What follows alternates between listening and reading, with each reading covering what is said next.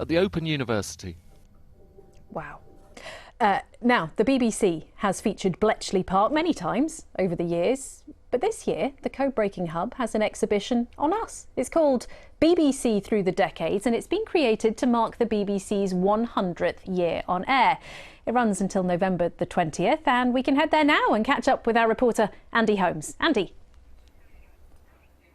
Next month, the BBC celebrates 100 years since the launch of its first radio station. Since then, the corporation has become a vital part of our lives, and not just for what we see on screen. But how much of its history can you remember? Well, John's a volunteer here at the museum, and this afternoon he took me down a trip down memory lane to find out.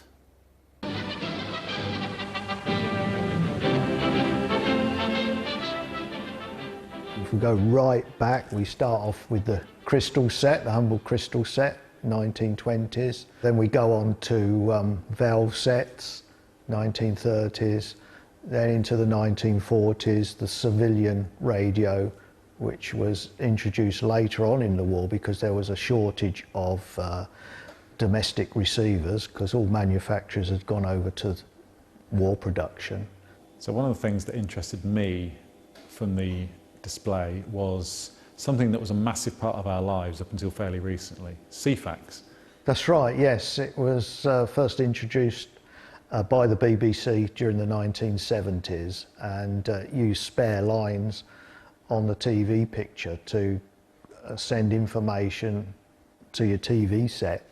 This is the very latest, the BBC microcomputer, launched this week. So in the 1980s, I was at primary school, and every week this machine was wheeled in, and it was a major, major event when it came to your class. The BBC computer. Yes, that's right.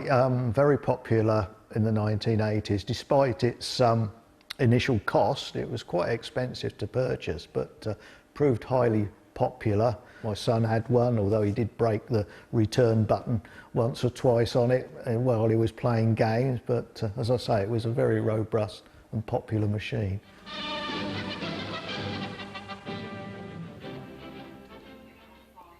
Jackie Garrod's museum director here. Jackie, the technology advances are amazing, aren't they? They're absolutely unbelievable, and I think museums play a crucial role in education to basically inspire generations to see what's coming next with hands-on exhibitions like ours. It's lovely to see things like the BBC computer, which I remember at school, but people now would go, what's that?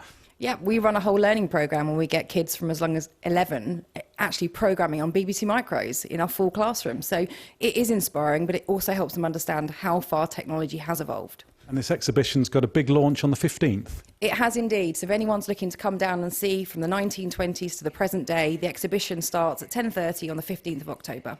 And it runs until November the 20th. Jackie, thanks very much. Oh, we've got more time. So, Jackie, just looking around the room, a CFAX as well over there. That's something that we didn't see as much of, or don't see as much of now? Absolutely. I think when the kids come in and they say to their parents or their grandparents, what is this? We can now show them what we had to work with, and now they just go on to Google. Fantastic stuff. Well, Jackie, thanks very much for your time.